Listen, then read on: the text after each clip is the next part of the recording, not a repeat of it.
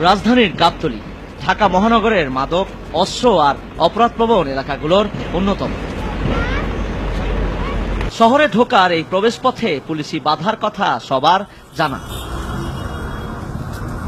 কিন্তু এর চাইতে বেশি জানা পুলিশের সোর্স রাজা বাদশা নামে দুই সহোদরের কথা। রাতের বেলা যে আপনি গাড়ির লোক চেক করেছেন, আপনি সাধারণ পাবলিক কেন চেক করেছেন রাত 4টার দিকে? বলেন, আপনার হাতে লাঠি ছিল, আপনি কেন পাবলিকের বুকে হাত দিয়েছেন রাত 4টা? আপনার হাতে লাইট ছিল, আপনি এই জায়গায় দাঁড়াই দাঁড়াই কেন পাবলিককে চেক করেন? এটা তো পুলিশের দায়িত্ব। আমি একদিন আগে আপনি কি পুলিশের লোক? পুলিশের সোর্স না। এই রাজা বাদশা এখানকার অনেক মানুষেরই আতঙ্ক। তাদের ক্ষমতার উৎস কিছু অসৎ পুলিশ। এসব পুলিশের সোর্স হিসেবে প্রায় 25 বছর ধরে কাজ করছেন দুই ভাই। না ভাই, আমার ছবি তুলবে কেন? না ভাই, ভাই আমি বলছি আমার ছবি তুলবে কেন? আমি কি না আমার জিগাই না ভাই,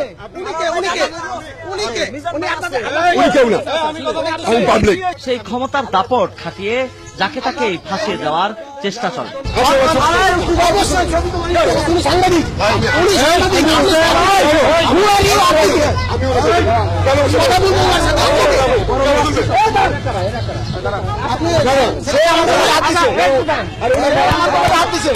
কাছেই কর্তব্যরত পুলিশ ব্যবস্থা না নিয়ে উল্টো সোর্সের পক্ষে দাবিদারি করে। সাংবাদিক চিনতে পারেননি বলে বারবার ক্ষমা চাইতে থাকেন সোর্স রাজা। আমি এই মহিলাগুলোকে কথা বলতেছি, জাপা আপনি বলে কি করেন? আমি বললাম যে আপনার গলায় আমার নিবেন, ইয়া কি করতেছি, ফট করে ছবিটা তুলতেছি কেন? পুলিশের ঊর্ধ্বতন কর্মকর্তাদের জানানো হবে বলায় এগিয়ে আসে তার সহকর্মী পুলিশ।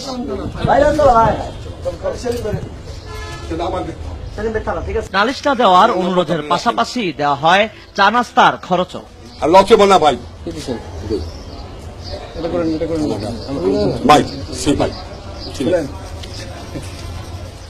এমন ঘটনা গাবতলী এবং আশেপাশের এলাকায় অহরহ।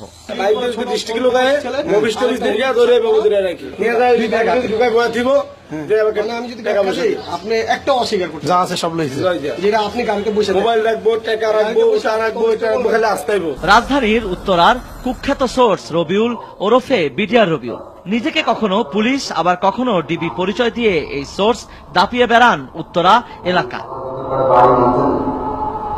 সবাইকে নাকি সে এই হুমকিটা দেওয়া যায়, চাঁদা দিবে না হলে তুলে নিয়ে যাবো, এন করবো সেন করবো।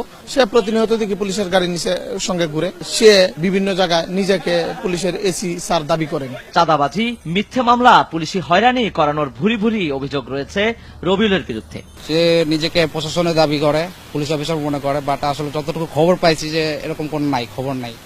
আর দেখা যাচ্ছে যে মাঝে মাঝে এসে আমাদেরকে যখন তখন গাড়িতে উঠায় নিয়ে যায়।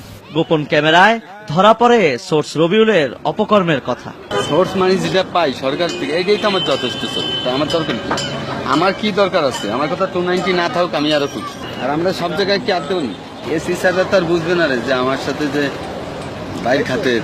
এই যে ওই দিনকে এক দারোগারে কইছি আপনার ট্রেন চাইয়া দেখ আর টাকা দিয়ে দেখছো তো।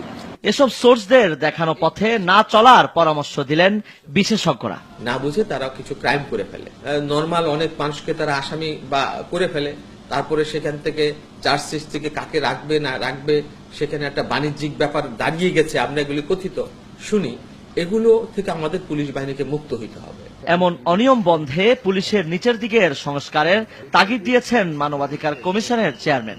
গভীরভাবে চিন্তা করে কিভাবে এগুলোকে নির্মূল করা যায় তার একটি কৌশল কিন্তু আমাদেরকে ঠিক করতে হবে, এবং এটা যদি পুলিশ বাহিনীর ভেতর থেকে যদি এই বোধতা এবং উপলব্ধিতে আসে তাহলে সেটা সবচেয়ে মঙ্গলজনক। এক্ষেত্রে জরুরি ভিত্তিতে স্বরাষ্ট্র মন্ত্রণালয়ের উদ্যোগ নেওয়ার অনুরোধ জানিয়েছেন তিনি। পুলিশের সেই জায়গাটা ধরে রাখতে হবে। রফি ইসলাম, আর টিভি, ঢাকা।